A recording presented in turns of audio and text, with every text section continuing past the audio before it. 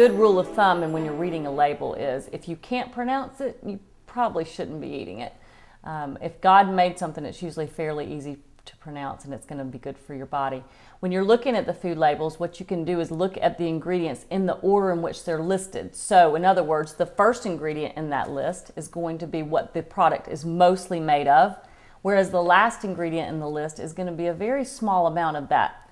So if the first two ingredients have to do with corn syrup or sugar or something else that's detrimental to our health, obviously we want to stay away from that product. Some people ask me sometimes what products or what ingredients to stay away from when I'm reading labels.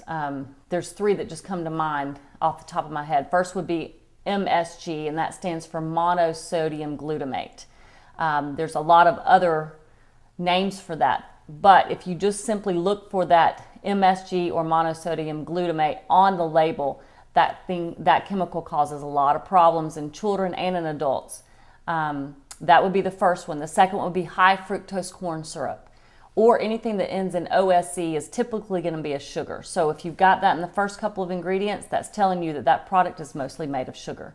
The third one would probably be sodium benzoate. It is a chemical that's used in a lot of foods and drinks to preserve them, and it also has detrimental effects on our health.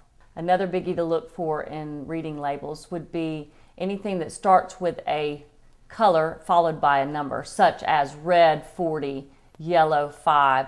These are food colorings and they have detrimental effects on our children. Some children are more susceptible to that than others, but this can cause hyperactivity in children and can also cause behavioral issues.